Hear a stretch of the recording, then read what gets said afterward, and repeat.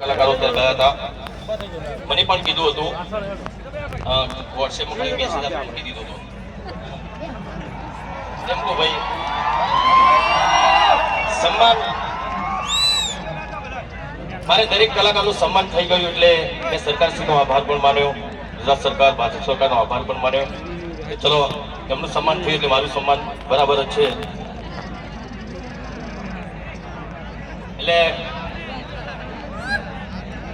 ઘણા લોકો તો એવું કહેતા કે ભાઈ આ તો 2027 આવે છે એટલે કે આ વિક્રમભાઈ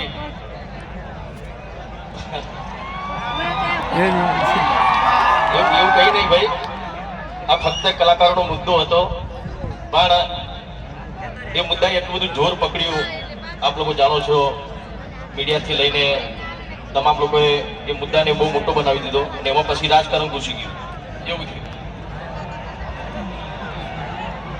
પણ જો રાજકારણની બહાર રહીને પણ કલાકારો માટે મેં વાત મૂકી સરકાર સામે ને સરકારે સ્વીકારી લીધી, તો હું માનું છું કે આપણે કોઈ પક્ષમાં જયા વગર આપણે સમાજની સેવા કરવી હોય તો કરી શકીએ છીએ.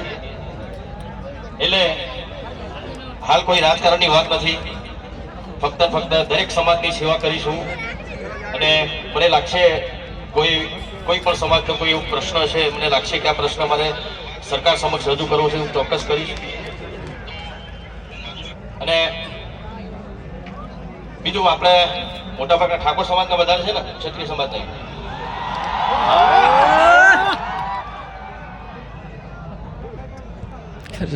જો જ્યારે પણ સમાજની વાત આવે ને તો પછી કોઈ પણ નેતા હોય ને ભાજપ કોંગ્રેસ ના કરવું જોઈએ. સમાજનો હોય તો એને આવું તો દાદાના સરસ મજાનો સેવા કેન્દ્રનો કાર્યક્રમ હોય, આમાં તો દરેકે હાજરી આપવી જોઈએ.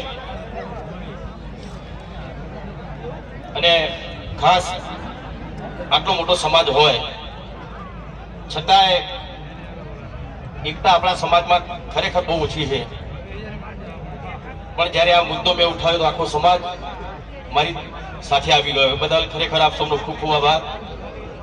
અને આમાં જ હંમેશા એક રહેશો ને, એક રહેશો તો બીજા સમાજ, આપણા સમાજથી ઘણા બધા સમાજ આગળ છે, એમની સાથે ખભે ખભો મિલાવો હશે તો આપણે બધાને એક થઈ રહેવું પડશે.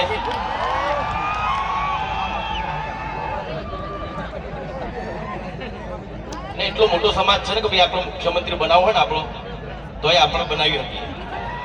પણ આપણા સમાજમાં છે ને બેન મોટા મોટો મુદ્દો શું ખબર છે આપણા સમાજનો બહુ, કે ભાઈ શિક્ષણ.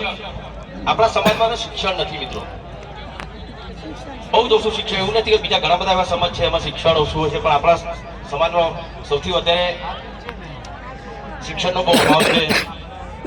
એના લીધે જ આપણે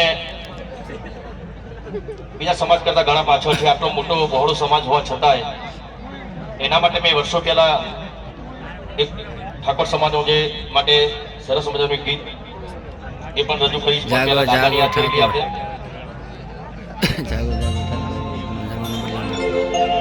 ગીત કા હૈ